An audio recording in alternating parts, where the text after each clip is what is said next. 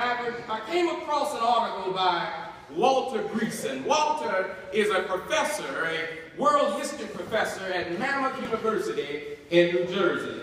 And he said that Martin King was a child prodigy inspired by his faith. You see, it was what Martin learned at Sunday school that made Martin who he is and what he was. It was what he heard his father preach about on Sunday mornings that made him believe that God could use him in a mighty way. It was that faith that he read about when God told Moses to go and stand on the front porch of Pharaoh and to tell him to let my people go. It was that faith in that God. It was that same faith in that same God that spoke to Daniel and told him to not bow down, not to worship anything but his God. Don't you worry about the people. You just keep praying and doing what you do. It was that faith in that God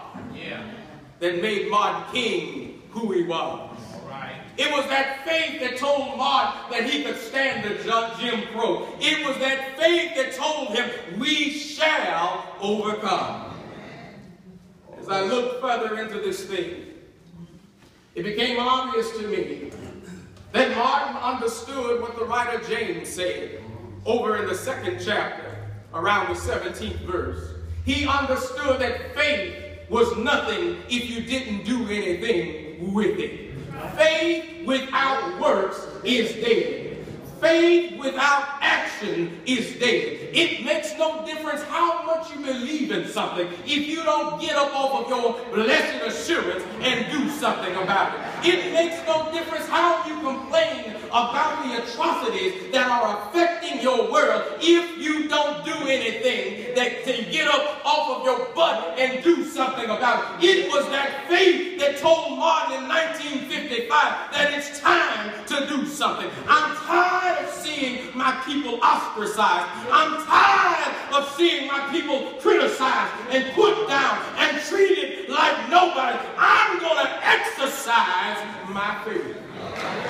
My beloved brothers and sisters, I come to the house of God to tell you this morning that it is time for us to get up off of our blessed assurances and do something. It's all right to say we shall overcome. It's all right to talk about Martin and what Martin did. But Martin's question would be today, what are you doing? What are you doing to make a difference in the lives of men, women, boys, and girls? What are you doing to change humanity? So many times we sit on our blessed assurances and we complain. And we complain some more. And we talk about the problems. But nobody wants to get up and do anything. Faith without works is dead. You can't do anything. If you've got all of this faith on the inside of you, you need to do something with it. You see, Martin prepared his mind. Yes, he came from a great family. Yes, he was able to achieve. But the reason that he was able to achieve was because he was willing to do something. He was willing to offer himself to make a difference in the life of others. Understand this. Martin came from an aristocratic African-American family. He didn't have to do what he did.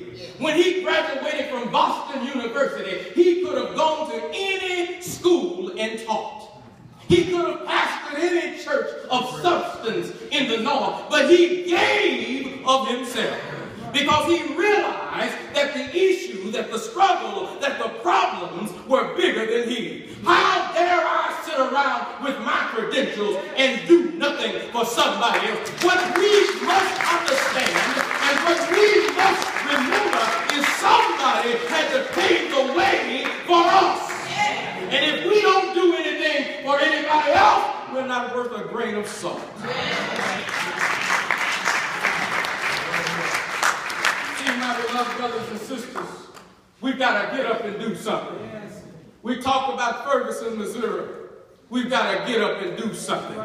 We talk about the financial situation and the constraints and restraints that some people are experiencing. We've got to get up and do something. We've got to stop complaining and put our faith into action. If Martin hadn't got up,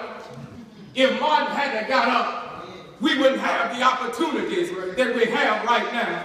But Martin got up.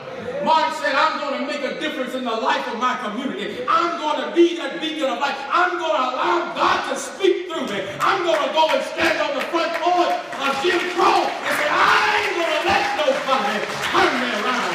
Keep on walking. My beloved brothers and sisters, in 2015, we've got atrocities that we need to deal with. Amen. In 2015, we've got stuff that we need to deal with. And I stopped by to tell you this morning, if you want to remember M.L. King Jr. PhD, if you want to wear M.L. King shirts and caps and all of that stuff, if you want to bring dignity to the legacy of M.L. King, get up off of your blessed assurance and say, Lord, use me. Lord, use me. Lord, use me. If you want to bring life to the legacy of King, exercise your faith in Monticello. Exercise your faith in Drew County.